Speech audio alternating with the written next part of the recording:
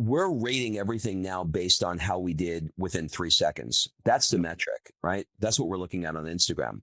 Well, what does that mean? That means that your first line is everything. Your hook is everything. And how do you stop them from scrolling? Real quick, TikTok or Instagram, which one's better to put your attention into right now? The answer is actually not what you think.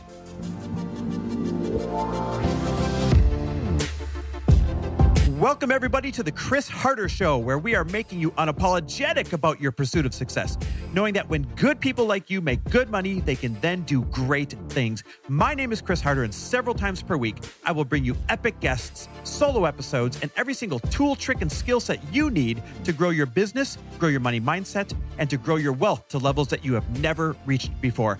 I've ended up in a unique place in life where I've got the experience, the connections, and all of the secrets that it takes to be successful. And I'm lifting the curtain to reveal it all to you in an effort to help put you in a position of abundance so great that you can then be as generous as possible. So let's lock arms and let's get started.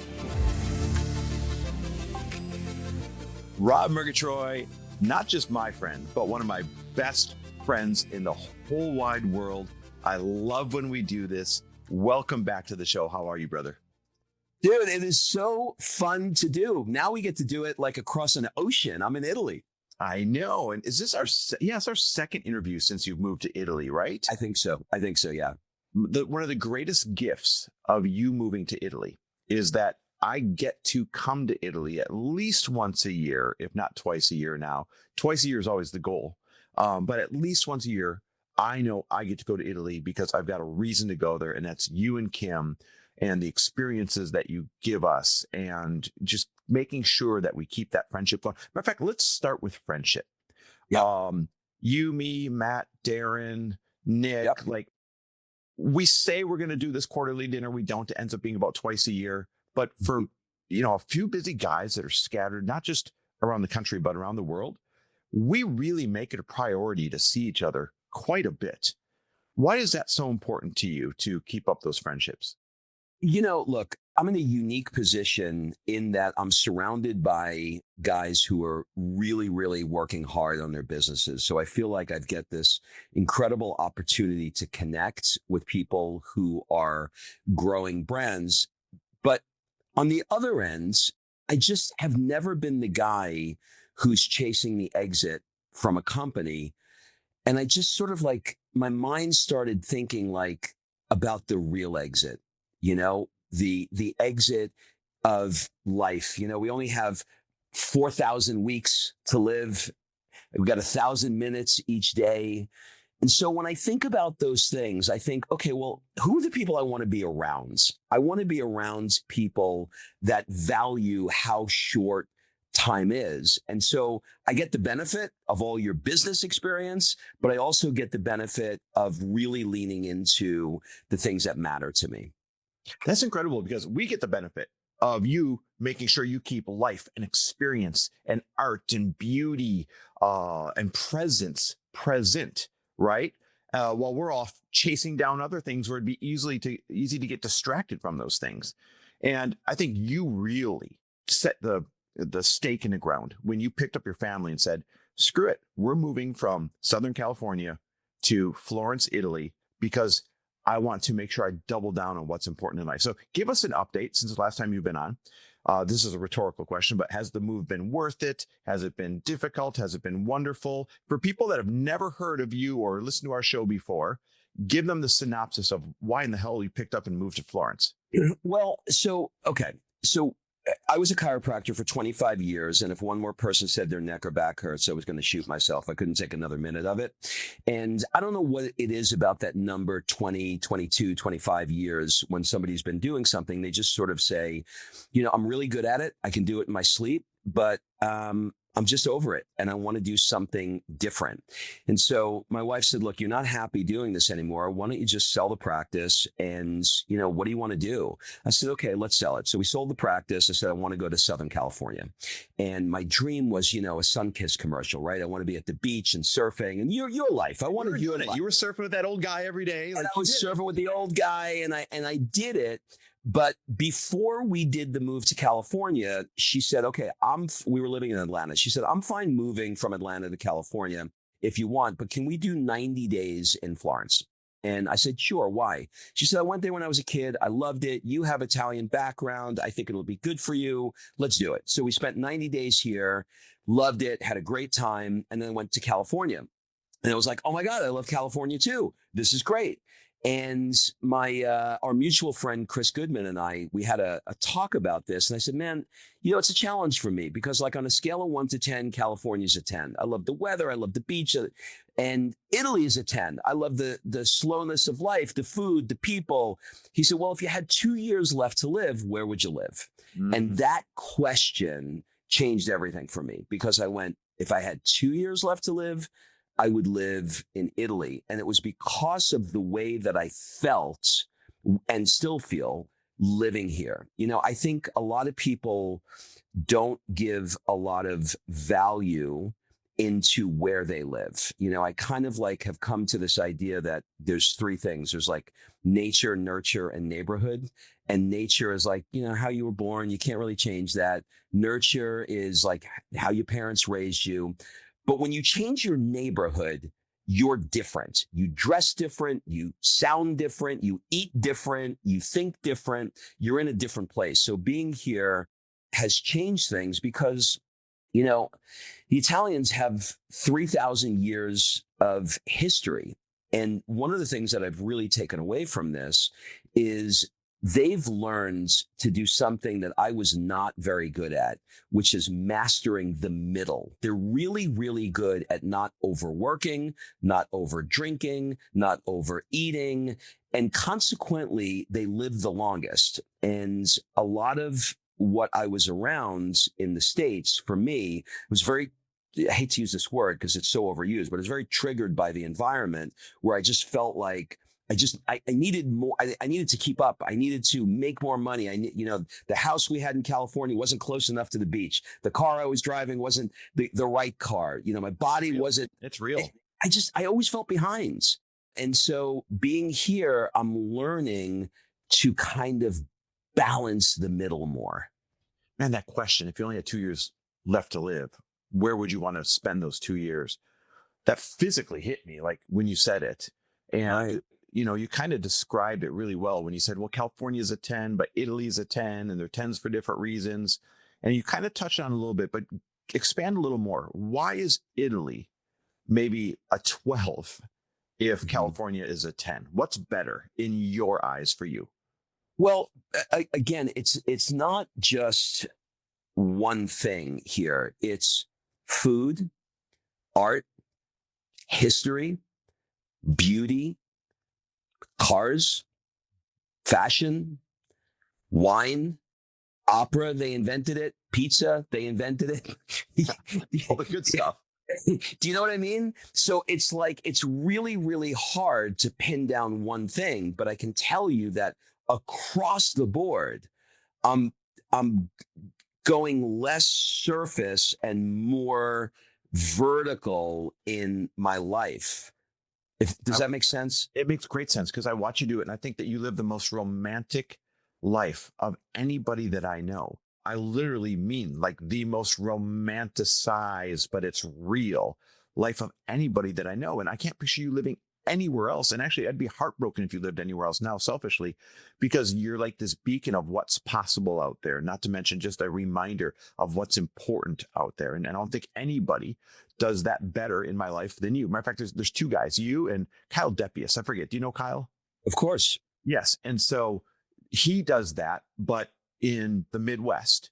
And he's formed his life kind of the way you did, where no schedule.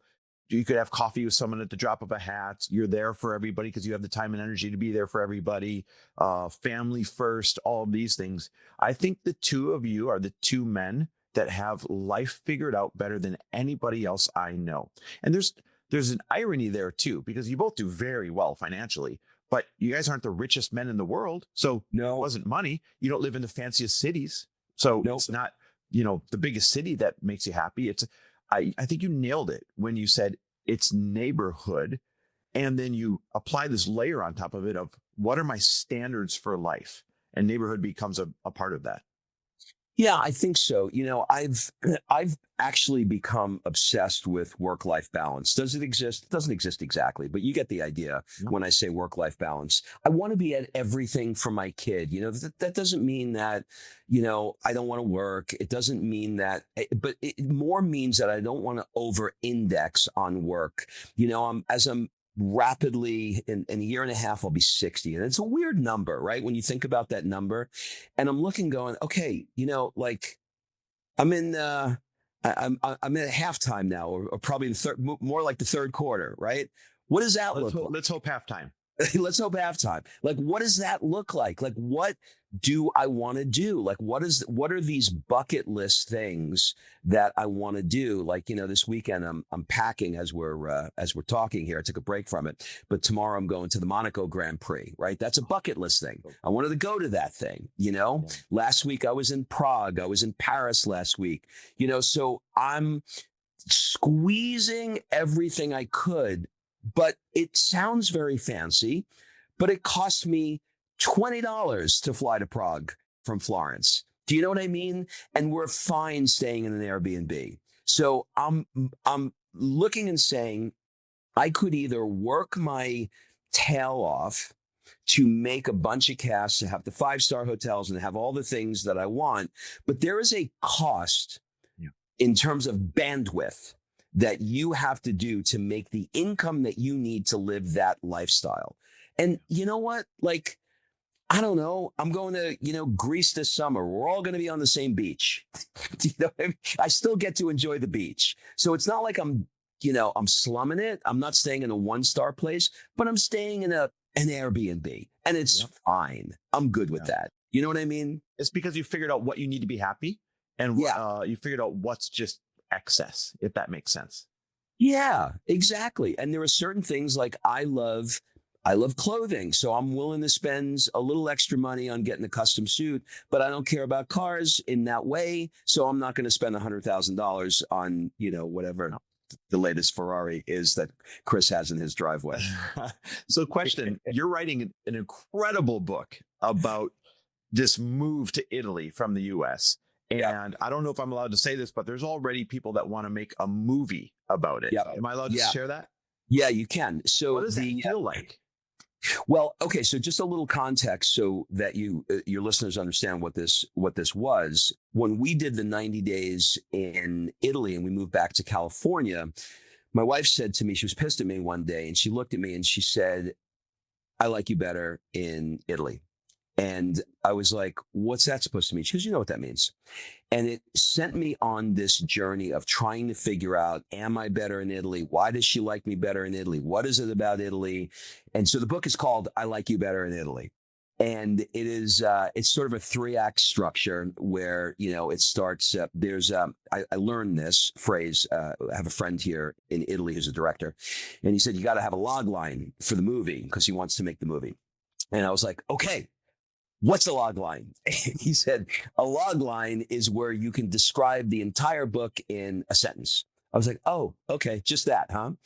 And so what we worked out is, let's see if I can remember it. The log line is a stressed out American entrepreneur in search of more, finds his life upended one day when his wife says to him, "I like you better in Italy."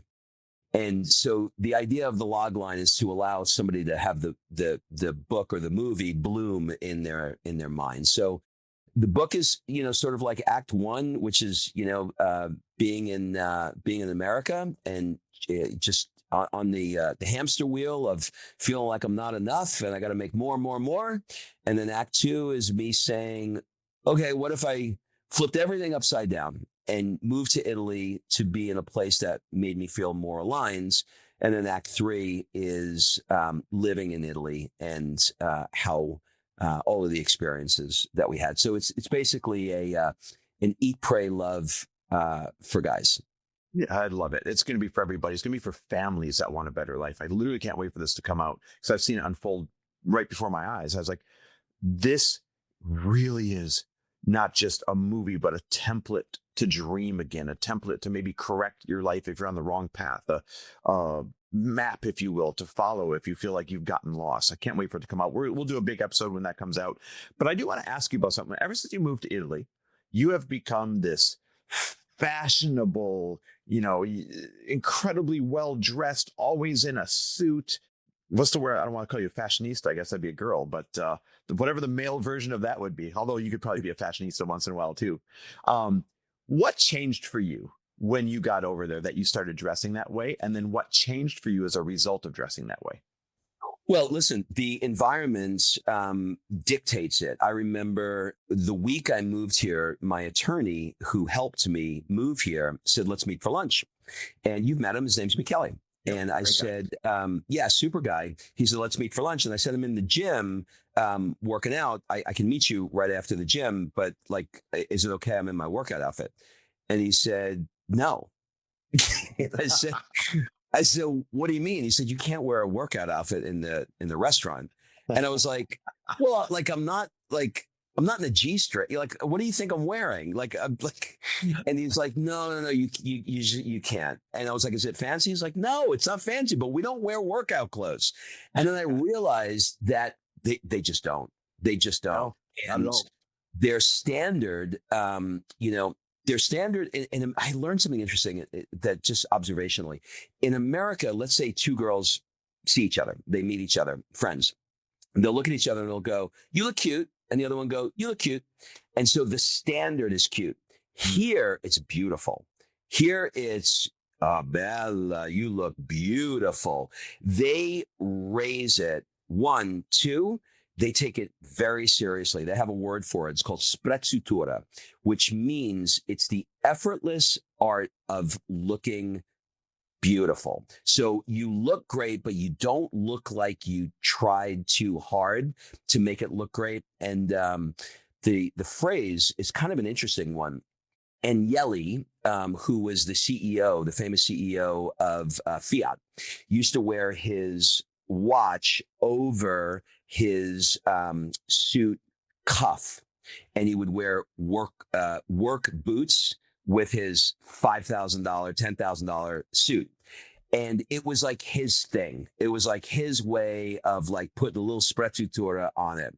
So the environment dictates how you look. And I remember I went to one party once and I was really trying to figure this out because I always felt like, like I want to step up my game, but I don't know what I'm doing. Like I was in LA wearing pajamas every day. Like I had the workout, I had the sweats for dinner, the sweats for Sunday brunch, the sweats for working out. It's like I had like 7 different, I was like, oh, those sweats are only for brunch. What I mean? And there was a designer at the party. And I went over to the designer, who's my friend's daughter, and I was kind of joking with her. And I said, "Okay, I'm really trying. How did I do?" And she looks at me, and she looks up and down, and she goes, "How do you say you look like a Christmas tree?" And I said, "A Christmas tree?" She said, "Yeah, too many colors, 2, 3 colors in a row. That's it. That's all you need, 2 or 3." And so, like, I'm learning. Like I even learned this word the other day. It's kind of fascinating. The word for the person who makes suits here is called a sartoria. Sartoria is where they make it, right? Sartoria. The reason why it's called that is we have a muscle in our body called the sartorius muscle, which goes from the top of the hip to the knee. Why does that matter? Because when you get a suit made, you sit in the chair. When the suit comes back to you, you cross your ankle over the top of your knee, and they can tell how well the suit is moving based upon that one figure 4 movement that you make with your leg. The muscle you use to do that is called the sartorius muscle. So it's called a sartoria, right? So this stuff goes like deep into the culture. It's interesting because I love that it's become a part of your character. I've loved you for, I don't know, how long have I known you? 15, 16 years, whatever it is. Long time, maybe more. Yeah, maybe more. And I've loved you from the day I met you, but you as this, not just person in Italy, but this person that takes fashion seriously and sets a standard there.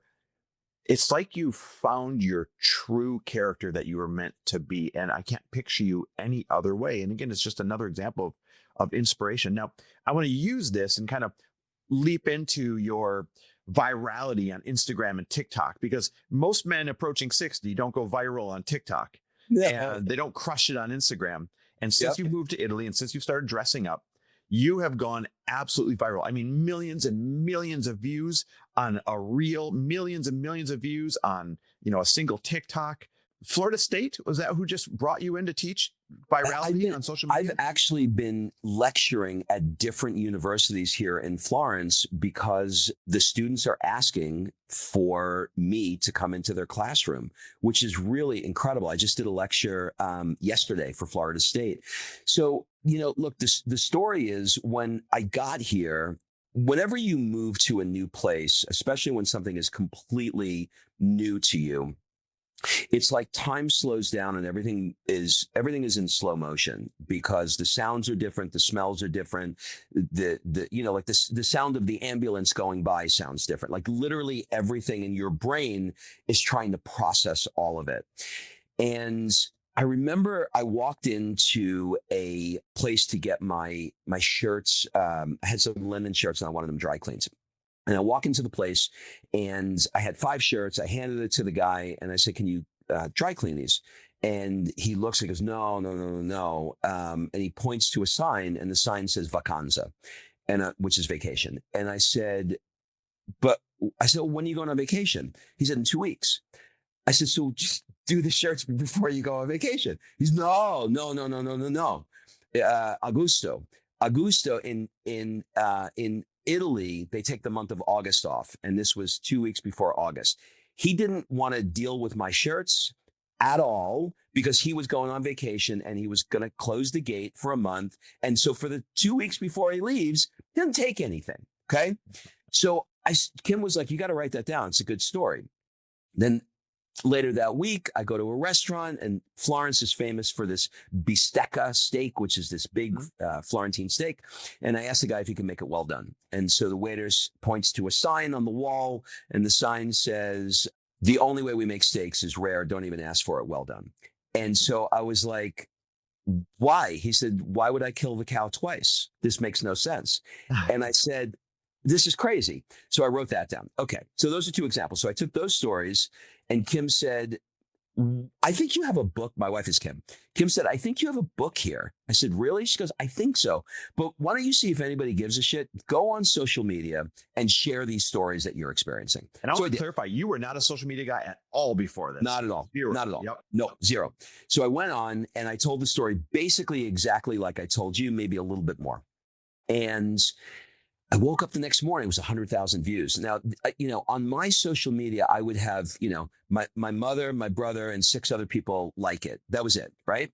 And so all of a sudden, 100,000 people watched it, and I noticed these comments. Then it goes to 500,000, 1 million, 2 million. I was like, oh my God, for whatever the reason is, these stories are resonating with people. So then I started leaning into it, and I started talking about more and more and more stories. And there's now a whole book of stories, right? So I was like, okay, this is really interesting. Why is it?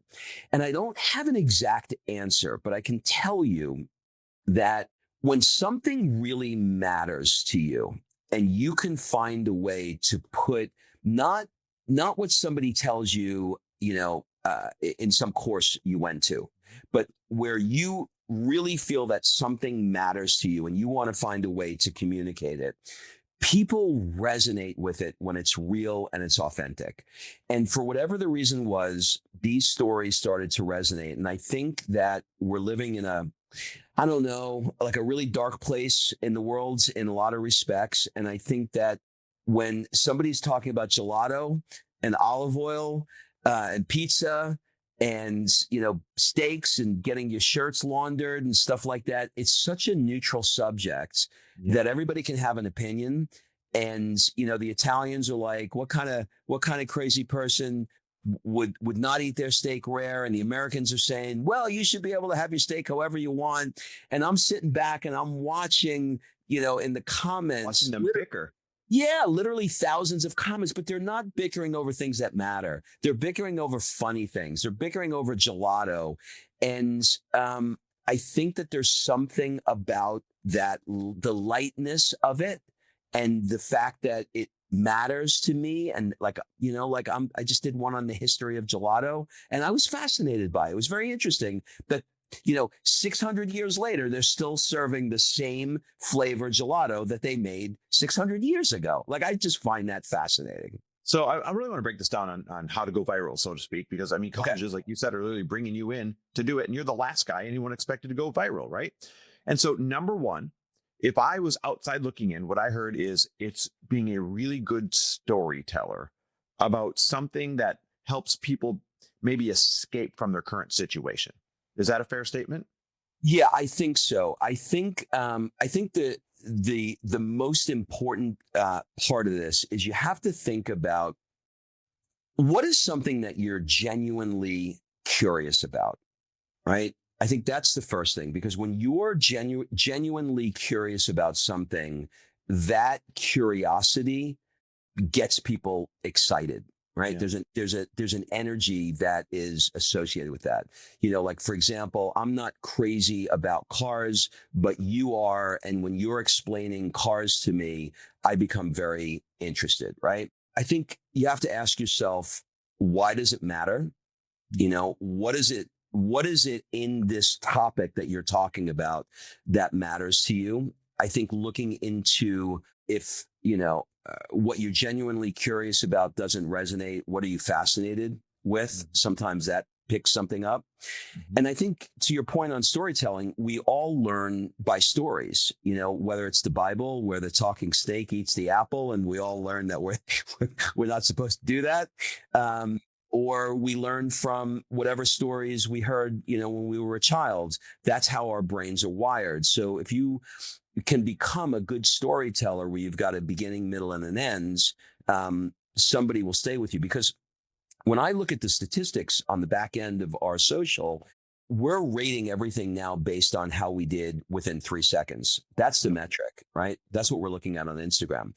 Well, what does that mean? That means that your first line is everything. Your hook is everything. And how do you stop them from scrolling? So we spend a lot of time. I spend a lot of time thinking about what does that line On look a like? really good hook. Yeah, and then I think there's there's some strategies in there. If you go on my page and you watch my videos, you'll see that I use after the hook, I use something called that I just kind of fell into it where I use the word but. So if I said to you, I usually Chris, stop scrolling for butts too. I see why that works. I look for butts too. Yeah. If I said to you, look, Chris, I was walking down the street today and I stopped on the Ponte Vecchio Bridge here in Florence, and these two girls were having a conversation. And one looked over at the other one and she said, and I just stopped. Well, now you want to know. Okay, so now I've got you in a story and now you want to know. But if I said to you something like, gelato has been around for 500 years and it's amazing. But what I didn't know about it was I see. now I pulled you in. But what I didn't realize was, but what most people aren't aware of is that but sucks you back into the story. Then I think finding a way to be polarizing without being polarizing is really important because that's Because where you want to get debate going in the comments. you want the comments. Yeah. Yeah. You want the comments. So give us an example of how you kind of get that going. Okay, so when I was in America, I was there last year, and like I really don't know what it was, but I didn't feel good with the food. I ate the food, and I was like, I just don't feel good. Like I was not feeling good. I felt bloated. I felt like I was gaining weight. I was gaining weight, and I was like, I just don't feel good. And I got back to Italy, and I was like, oh my God, I felt so much better. Now, if I did a video about the food sucks in America and I came to Italy and the food is better, what I'm going to get from people is, well, then just stay in Italy. We don't want you here in America anyway, right? So that'll be the kind of comment that happens. But if I do it differently and I say, When I came back to Italy, my wife had some strawberries that were on the counter. I ate these strawberries. I swear to God, I don't know what it is, but the back of my head blew off. I hadn't had flavor like that. I cannot remember what it was. Then they will say, well, that's because in America we have pesticides and GMOs and they don't allow that there. But if I said it, it would be, well, go back to America, go back to Italy then. We don't want you here Ah, anywhere.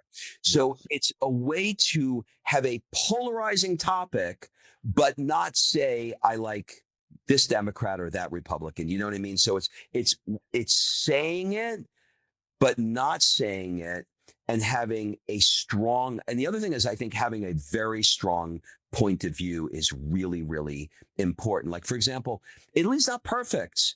You know, the Wi-Fi is slow. The air conditioning is not as cold as it is. And if you want a business license, it takes you a month and a half. There's a lot of problems in this country, but I've chosen that that's not the lane I go down. The lane I go down is only talking about what I love. I'll leave the negative to somebody else. I just want to talk about what I love. So I think having a strong point of view is also important. And I even think, you know, being a character in the video is important in the same way that, New York was a character in The Godfather. I think dressing in a certain way when you do the videos are important. Like you'll see when I do my videos out in the street, I'm usually wearing a suit.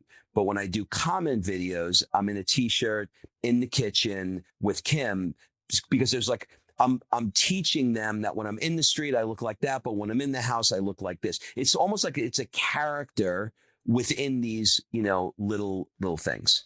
And so I just because I'm so fascinated by this, you've formulatized this. I want to repeat the formula.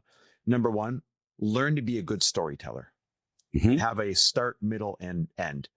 Number two, it's all about the hook and the but, right? You got to stop the scroll with the hook and then go and do, but I learned blah, blah, blah. Yep. Number three, have a strong point of view that would create some polarization so that people start debating in the comments, which boosts the algorithm.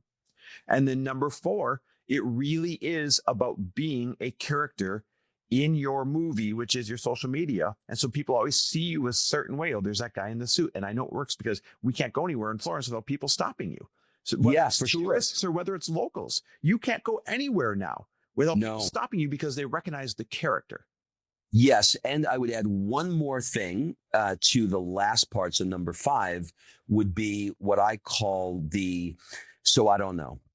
And the so I don't know is me thinking out loud. So it could be something like, so I don't know why I feel so much better when I eat the food here in Italy. I don't know if it's true that it's the pesticides in America or it's the food here is better. I don't know. All I know is I feel better. So I'm walking that line again Yeah. and I'm couching it in so I don't know. That's because it causes people to want to tell you why. It causes them to want to tell me why. And I'm not shoving it in their face, telling them why. Nobody wants one more person to tell them to do red light therapy and to wake up and do journaling and meditation. And we have people telling us all day long how to live our lives. But when you have somebody say, so I don't know, maybe a morning routine is a good idea. Then you have a bazillion comments going, I do a morning routine. It's amazing. But you're not the one who's doing it. You're presenting it. Smart. So smart. Okay. Awesome. Thank you for sharing all that. Real Yep. quick, TikTok or Instagram, which one's better to put your attention into right now? The answer is actually not what you think. And this is new in the last 3 months, but it's Facebook. That's what I'm hearing. Facebook, we're getting millions of views, millions. That's what I'm hearing. I mean, that some reason it pivoted back there. Don't know why. Don't know why. It was TikTok, and then TikTok started to die, and then it went to Instagram, and now it's Facebook. It's interesting. Well, buddy, I'm going to have you back on when the book comes out. And people can see you on my social media all the time, but they got to go follow you at Rob Murgatroyd. It's at Rob Murgatroyd on all the channels. Go dissect his formula for going viral. You'll see it in his videos, how he does it. It's made me better at social media, but you make me better in every single way. And that's my favorite thing about having you as one of my best friends in the world.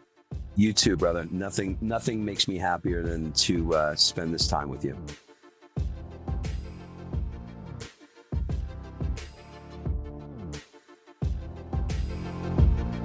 Thanks for listening. And if you loved this episode and know of someone else who is as successful as they are generous, please pass them on to me. It would mean the world to me if you help me get this cause and this message out to as many listeners as I can. So please, if you liked what you heard, it goes a long way if you take 30 seconds and leave me a 5-star review and share this with your friends. I'll be forever grateful. And until the next episode, cheers to your success.